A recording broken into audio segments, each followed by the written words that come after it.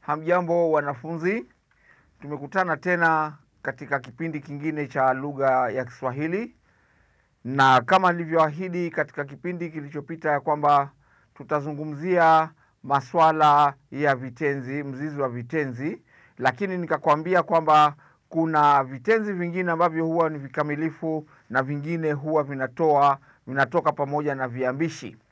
Na nikakuchorea jedwali la viambishi, ukaona viambishi awali vinatokezea mwanzoni mwa mzizi wa kitenzi, na pia vile vile viambishi tamati vinatokea mwishoni mwa mzizi wa kitenzi.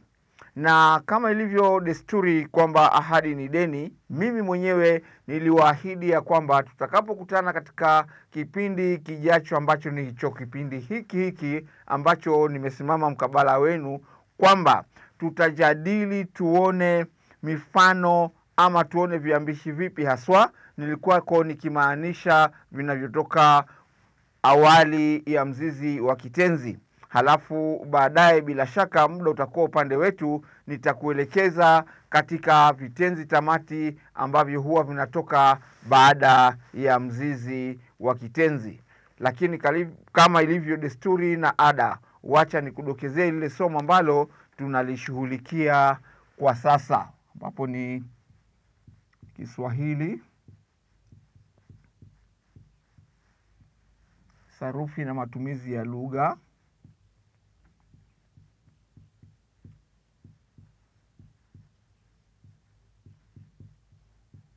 Matumizi ya lugha. Halafu tunashughulikia vitenzi.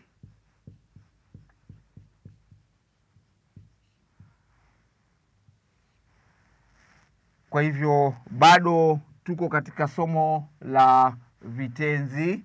Tofauti ni kwamba katika hili somo letu la vitenzi tutashughulikia viambishi,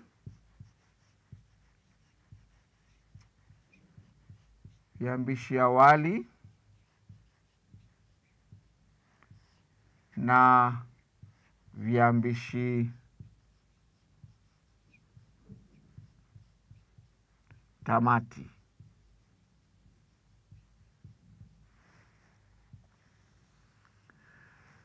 Kwa hivyo katika vitenzi tutaangalia viambishi awali na viambishi tamati. Na ninaposema hivyo ninamaanisha kwamba hivi viambishi huwa vimeweka katikati mzizi wa vitenzi vyenyewe.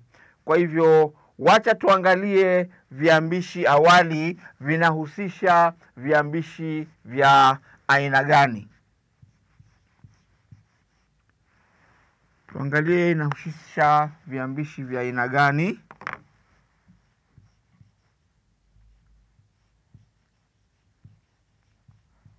Viambishi awali. Kwa hivyo orodha ya viambishi awali kwa jumla viko 6. Cha kwanza ni viambishi awali nafsi.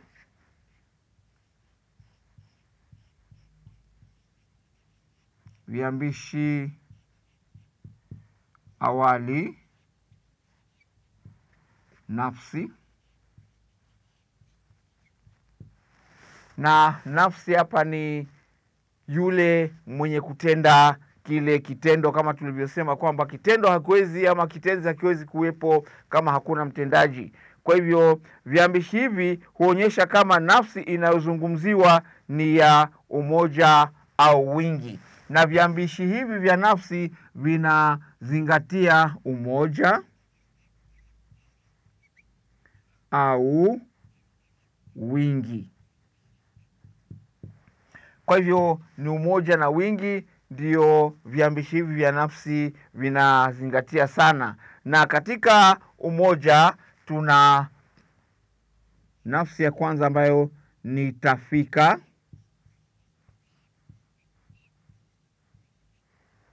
ambapo hapa tunaona ni ni ile nafsi ya kwanza.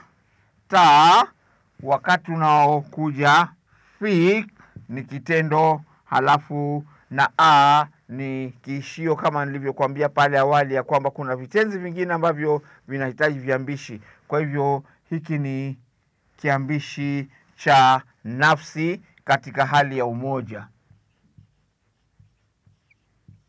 Halafu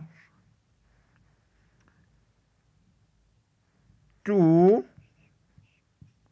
ta, fi, hiyo ni nafsi ya wingi, na ukiangalia mzizi bado umebaki pale pale.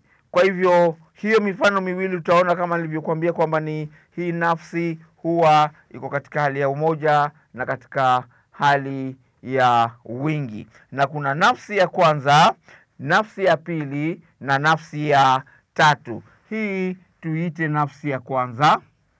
Halafu nafsi ya pili, u, ta,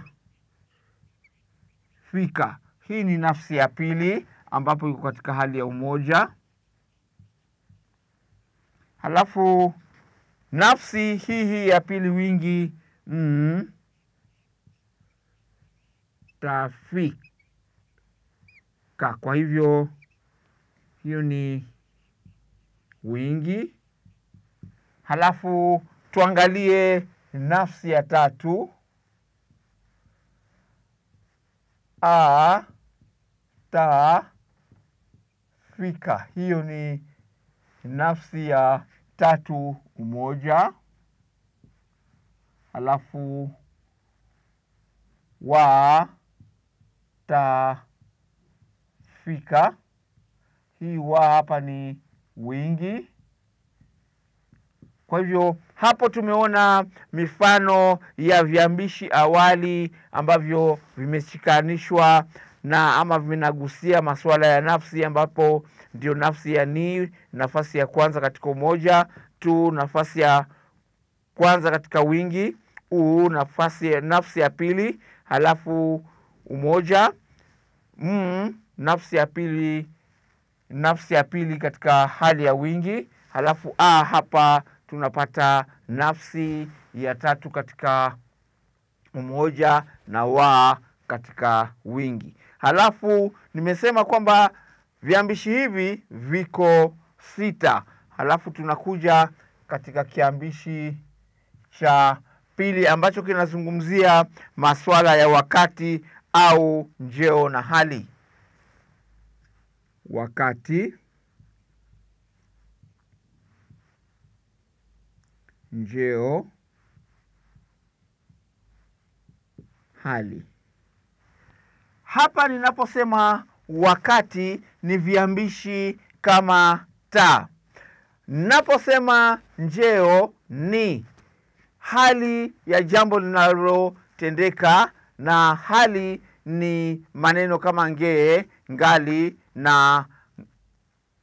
na ningali. Kwa hivyo hali ni maneno kama ngee, ngeli, ningali.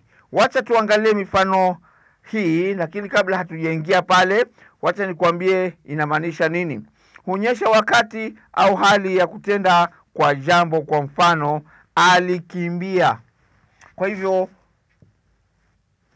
viambishi hivi huonyesha jambo lilivyotendeka. Kwa hivyo pia vile vile liko katika hizo nafsi.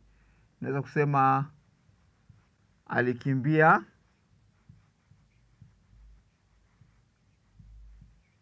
ambapo ni hali ya wingi. Katika hali ya huyo moja, kumradhi, hali ya wingi, walikimbia.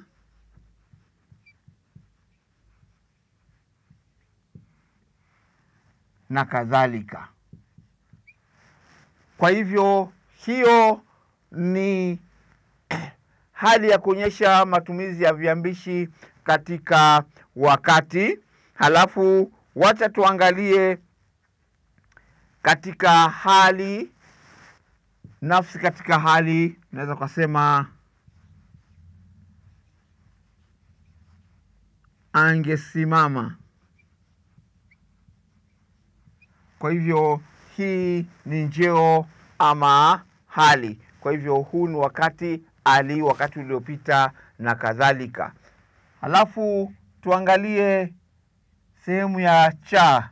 Hii ni sehemu ya ba, ambapo sehemu ya cha ama sehemu ya kiambishi awali cha aina ya tatu ni vikanushi.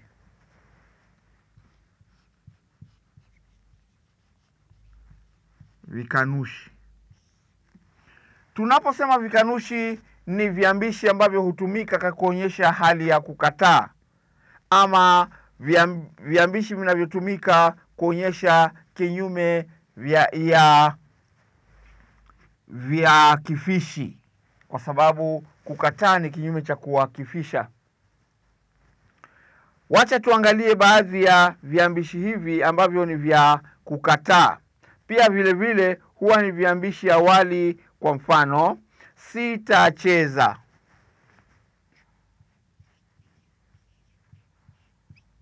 Sitacheza.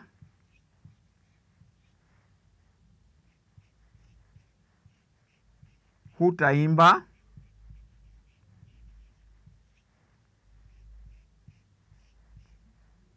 Hata safiri.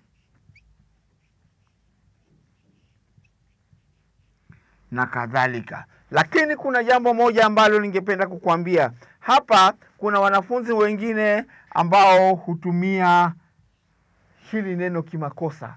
Kwa hivyo lile neno ambalo nitaliweka kwenye paradesi ama nitaliweka katika bracket kama vile mnavyoelewa, huwa ni makosa. Sahihi ni hili neno. Kwa hivyo wengi husema hautaimba.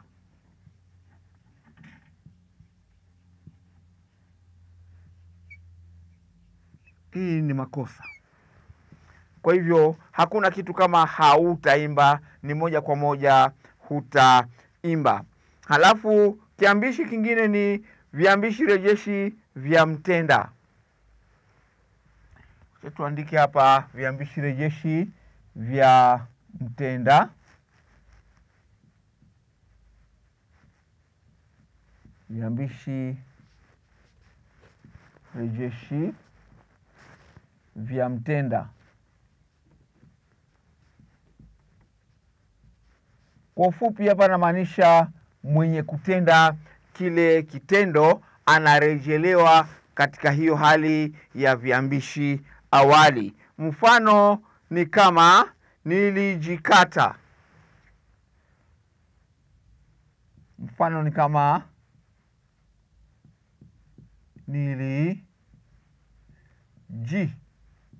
nilijikata. Yaani kwa ufupi wewe mwenyewe ulijitendea kile kitendo. Kwa hivyo hapo unajizungumzia wewe mwenyewe. Anaye soma.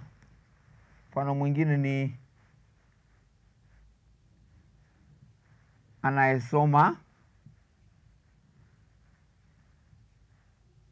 Huyu ni mtu anayezungumziwa na ambaye anafanya kitendo cha kusoma.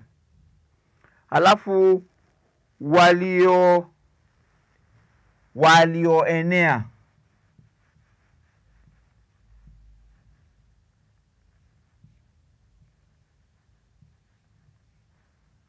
Hawa pia wanazungumziwa ama wanarejelewa katika hali ambao wao ndio wenye kutenda kile kitendo. Halafu aina ya tano ni kiambishi awali ama viambishi vidokezi vya mtendwa. Viambishi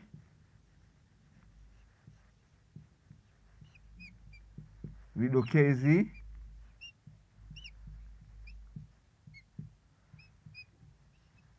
vya mtendwa. Hivyo ni viambishi awali vya mtendwa au mtendewa.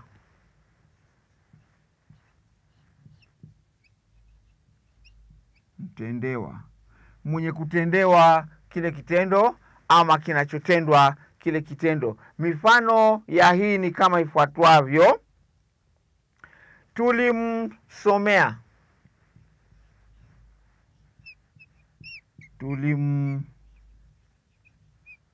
tulimsomea. Kwa hivyo tulimfanyia kile kitendo cha kusoma. Mfano mwingine wa pili tutaweza kusema ni alikisoma,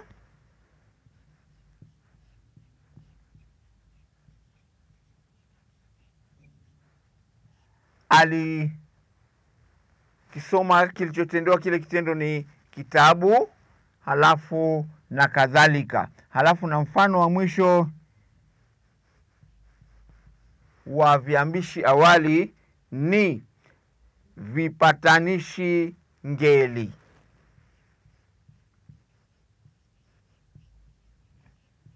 Patanishi ngeli.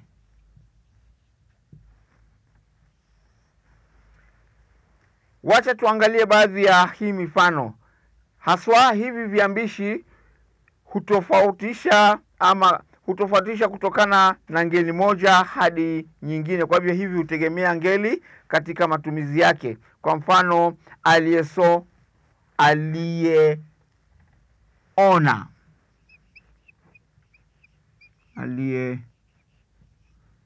aliyeona, huu ni mfano wa pili. Kwa hivyo tumeonyesha kirejeshi pale kuonyesha kwamba tunazungumzia ngeli ya awa, uliokatwa,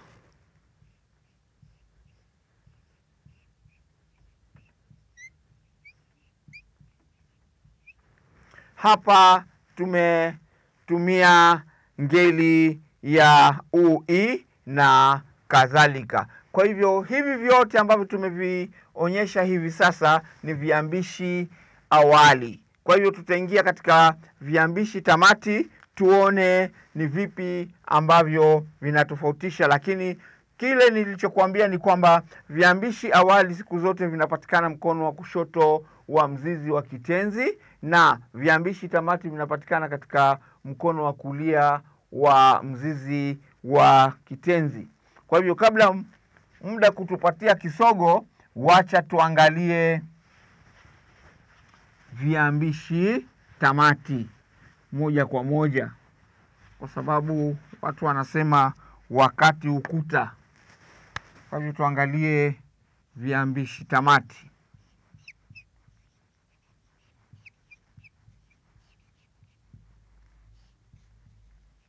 Viambishi tamati tufanye kwa mkono wa paka ama kwa kuharakisha ili tuweze kwenda sambamba na muda.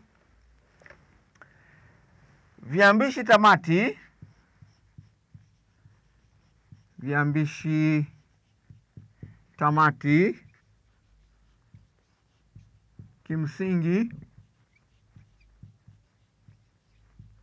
hutokea baada ya mzizi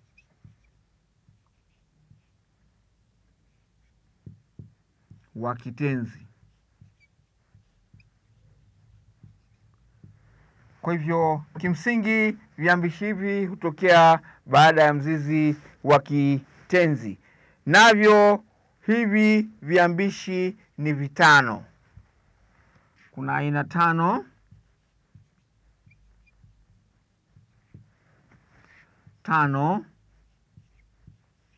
ya viambishi tamati.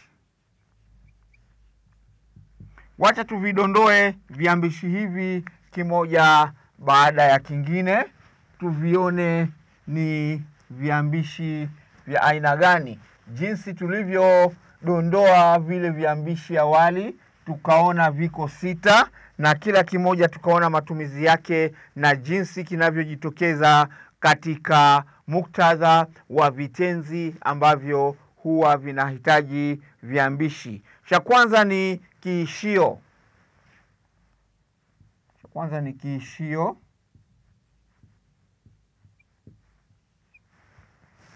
kiishio, ambapo katika kiambishi hiki huonyesha mwisho wa kitenzi. Aghalabu huonyesha mwisho wa kitenzi, huonyesha mwisho wa kitenzi.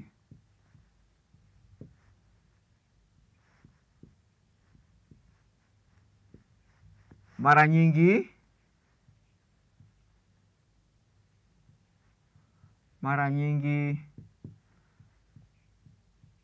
kiambishi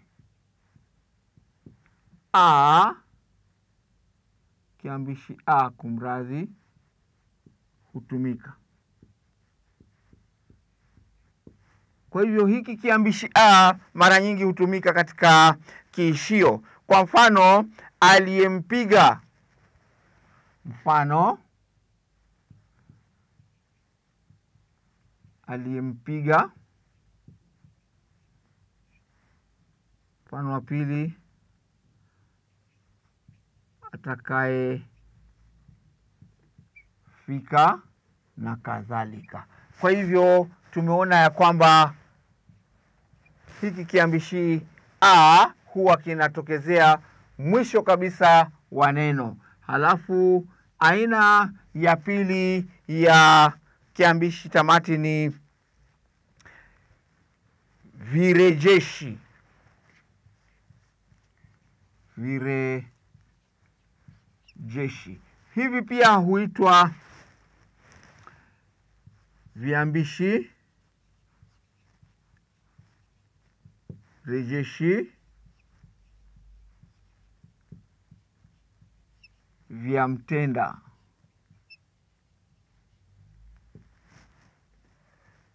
Kwa hivyo wacha tuone. Hivi ni viambishi ambavyo hutuelekeza kwa mtenda au mwenye kutendwa katika baadhi ya vitenzi. Kwa mfano, wamechezea, kumradhi, kwa mfano wawachezeao. Kwa mfano, wawachezeao. Kwa hivyo ni kirejeshi tamati, wawachezeao. Halafu mfano wa pili ambao tutotumia katika muktadha kuweza kuonyesha ni amsomeae.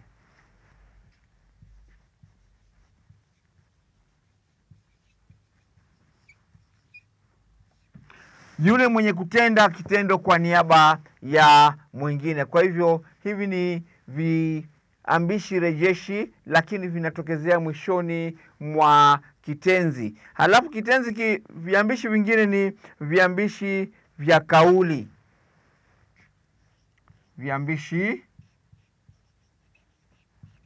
Viambishi vya kauli. Na ukumbuke mwanafunzi, hivi viambishi vyote vinatokezea mkono wa kulia wa baada ya mzizi wa kitenzi. Hivi ni viambishi vinavyotumiwa kuonyesha hali mbalimbali za kitenzi. Kwa mfano, kilichopikika. Kwa mfano,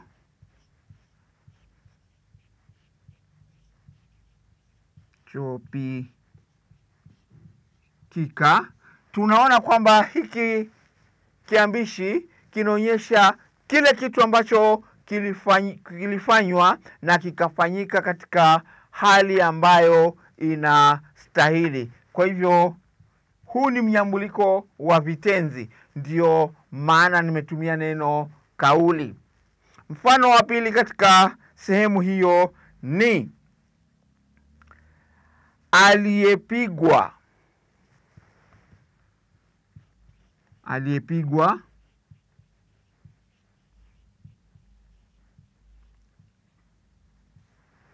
yaani yule mtu ambaye alitendewa kile kitendo. Kwa hivyo hivi ni viambishi vya kauli, mnyambuliko wa vitenzi, lakini sehemu hiyo tutakuja tukutane naye kadri tunavyoendelea na somo letu hili la lugha ya Kiswahili. Kwa hivyo tuangalie mifano ile ambayo imebakia katika muktadha huo wa viambishi tamati wa vitenzi. Kwa hivyo hapo nilipoambia kwamba viko vitano, kwa hivyo vimebakia viwili. Na kile cha nne cha mwisho ni viambishi vya kuonyesha rai au amri. Viambishi vya rai au amri. Vitabu vingine husema ni viambishi vya kunyenyekea, kuonyesha hali ya kuomba jambo fulani. Kwa hivyo tunaweza kusema viambishi vya kuonyesha rai au amri huonyesha hali ya kutaka kitu, pendekezo au amri. Kwa hivyo baadhi ya mifano hiyo ni asiende.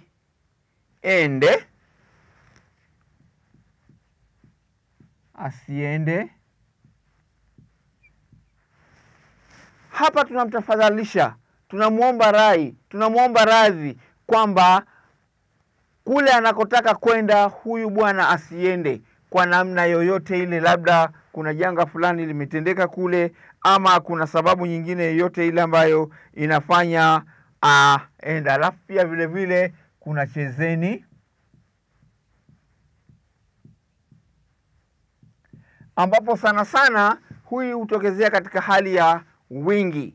Chezeni, imbeni, tokeni, kimbieni na kadhalika. Kwa hivyo kuna hii inaonyesha hali ya umoja, na hii inatumia kiambishi ni mwishoni kuonyesha amri ama rai ya kutofanya jambo katika hali ya wingi. Halafu tuangalie aina ya mwisho ya kirejeshi tamati. Hivi ni viambishi vya mahali.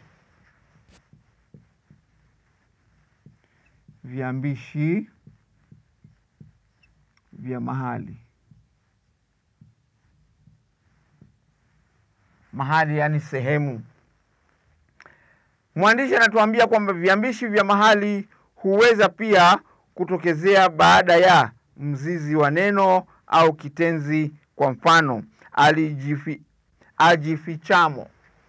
Baadhi ya mifano ni ajifichamo. Kwa hivyo kiambishi hiki ni cha mahali lakini kuonyesha ndani ya. Kwa hivyo mfano wa pili, ajifichapo. Hapa ni mahali lakini pako juu, sio ndani. Sana sana hutumika katika ngeli ya pakumu. Pia vile vile tunaona wachezeako. Wachezeako. Mahali wanakochezea, kama nilivyokuambia kwamba hii huambatana na ngeli ya pakumu. Kwa hivyo hapa huonyesha hali ya ndani ya. Hapa ni mahali unapopaona, halafu hapa ni sehemu ambayo wanazungumzia, ambako ni sehemu kubwa. Kwa hivyo ndivyo viambishi vitano ambavyo tunavitumia katika kuunganisha neno hadi tunaweza tukapata kitenzi kile ambacho kinaleta maana katika matumizi yoyote. Kama ilivyo desturi na ada, mwalimu anapomaliza somo lake, basi huwa anapenda sana kutathmini uwezo wa kuelewa kwa wanafunzi wake. Kwa hivyo singependa kukuacha tu namna hiyo, ama singekuacha bila kukupatia zoezi.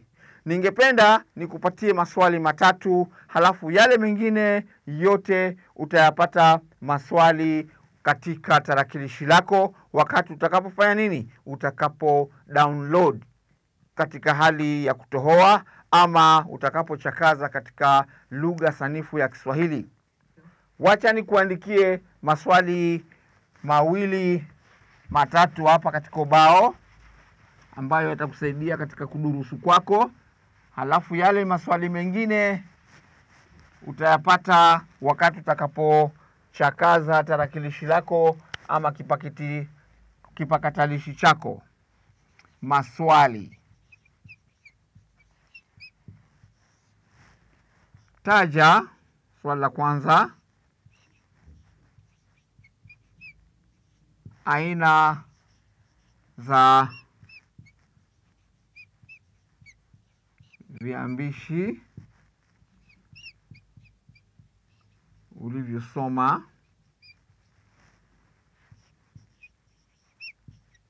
katika somo la leo. Halafu swali langu la pili,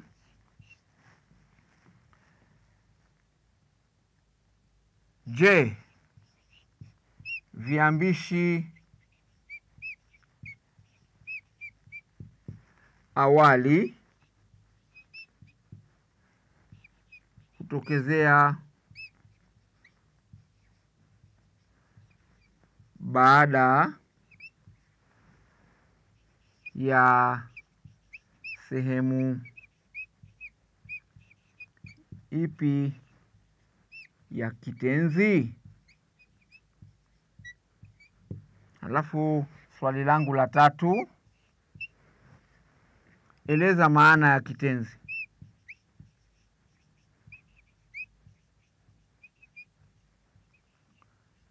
Maana ya kitenzi. Na nikimalizia, wacha nikuongeze la 4. Eleza maana ya mzizi wa kitenzi.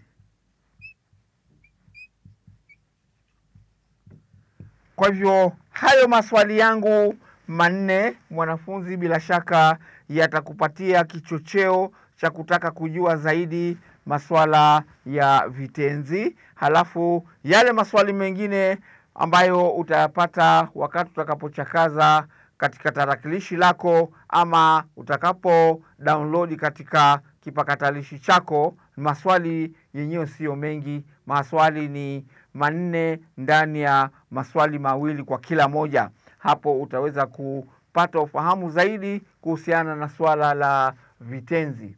Usisahau ya kwamba nimekuambia kwamba sarufi na matumizi ya lugha ndiyo shina la lugha ya Kiswahili, na hii ndiyo ile sehemu hukupatia alama 40. Kwa hivyo wakati wote utakapokuwa unadurusu, hakikisha ya kwamba hii sehemu hauiwachi nyuma. Usiipatie kisogo asilani abadani. Ni mimi wenu mwalimu Konzi Nzaka nikisema kwaherini hadi tutakapokutana tena katika kipindi kingine kijacho cha somo la lugha ya Kiswahili.